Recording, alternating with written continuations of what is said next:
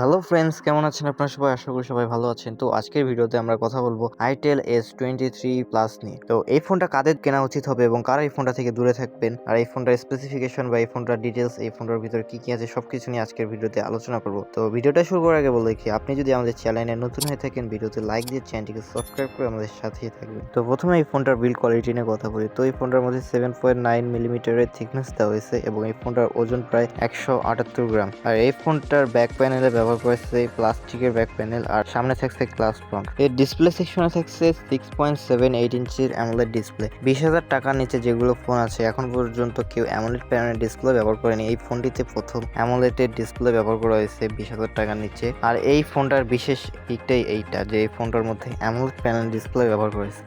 আর এই ডিসপ্লেতে refresh rate দেওয়া হয়েছে 60 হার্জের, কিন্তু অ্যামোলেড ডিসপ্লে হিসেবে 120 হার্জের রিফ্রেশ রেট দেওয়া উচিত ছিল, তাহলে আরও বেটার পারফরমেন্স পাওয়া যেত, কিন্তু যা দেয়নি আর বলে লাভ নাই।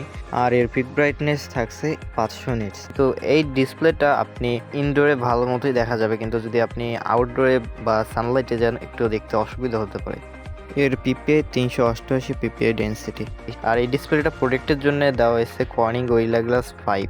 এই ফোনটার অপারেটিং সিস্টেমে থাকছে অ্যান্ড্রয়েড 13 এবং আইটেল ওএস 13। আর পারফরমেন্সের কথা বলতে গেলে এই ফোনটার চিপসেটে থাকছে ইউনিসো টাইগার T616। এই প্রসেসরটার মাধ্যমে আপনি রেগুলার যে সব কাজ আছে বা মাল্টিটাস্কিং সহকারে বিভিন্ন ধরনের কাজ আপনি স্মুথলি করতে পারবেন। কিন্তু গেমিং এর দিকে বলতে গেলে আপনি হাই কোয়ালিটি বা হাই সেটিং এ গেম খেলতে গেলে একটু সমস্যা হতে পারে। আপনাকে ফ্রি ফায়ারের মতন যেগুলো গেম আছে সেগুলো লো কোয়ালিটিতে খেললে স্মুথ পারফরমেন্স দিতে পারে এই প্রসেসরটা। আর এই প্রসেসরটা একটি অক্টাকোর প্রসেসর, আর জিপিইউতে থাকছে মালি G57। এবার আসা যাক এই ফোনটার ক্যামেরা সেকশনে। তো এই ফোনটার মধ্যে ডুয়েল ক্যামেরা ব্যবহার করা হয়েছে, 50 মেগাপিক্সেলের মেইন ক্যামেরা আর 0.08 মেগাপিক্সেলের অক্সিলারি লেন্স, যা কোনো কাজেরই না। আর এই ক্যামেরার মাধ্যমে আপনি 1080p-তে 30 fps এ ভিডিও রেকর্ডিং করতে পারবেন।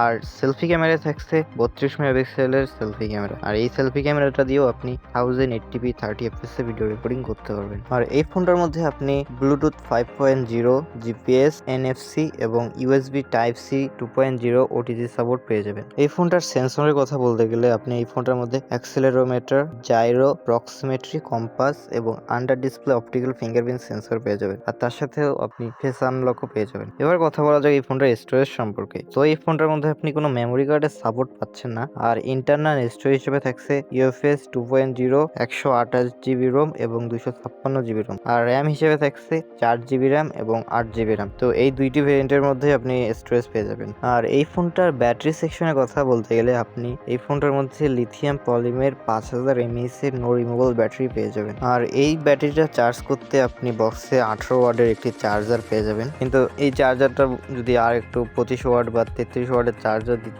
তাহলে ভালো হতো। কেয়ার করার যা দিচ্ছে ওইটাই নিতে হবে। আর এই ফোনটার কালার সেকশনে থাকছে দুইটি কালার, ব্ল্যাক কালার এবং সায়ন কালার। আর এই ফোনটা বাংলাদেশের বাজারে কত টাকা হতে পারে? তো এই ফোনটা এখন বাংলাদেশের বাজারে 19,990 টাকার মতন। তো এবার বলবো এই ফোনটা কাদের কেনা উচিত হবে বা কাদের কেনা উচিত হবে না। তো যারা ভাবতেছিলেন যে এই ফোনটা গেমিং এর জন্য কিনবেন, তারা এই ফোনটা থেকে দূরে থাকেন। আরো বিভিন্ন অপশন আছে, এই ফোনটার চেয়ে বেটার অপশন। যারা গেমিং এর জন্য কিনতে যাচ্ছেন তাদের এই ফোনটা না নেওয়াটাই বেটার। তো যারা ভাবতেছে যে রেগুলার ইউজিং এর জন্য একটা বেস্ট ফোন এবং তার সাথে অ্যামোলেড প্যানেলের ডিসপ্লে আর দেখতেও গুড লুকিং লাগবে, তাদের জন্য এই ফোনটা একটা বেস্ট অপশন হতে পারে। তো আজকের মতো ভিডিওটা এতটুকুই। ভিডিওটা ভালো লাগলে ভিডিওতে লাইক দিয়ে চ্যানেলটিকে সাবস্ক্রাইব করে আমাদের সাথেই থাকবেন। দেখা হচ্ছে পরবর্তী অন্য আরেকটা ভিডিওতে।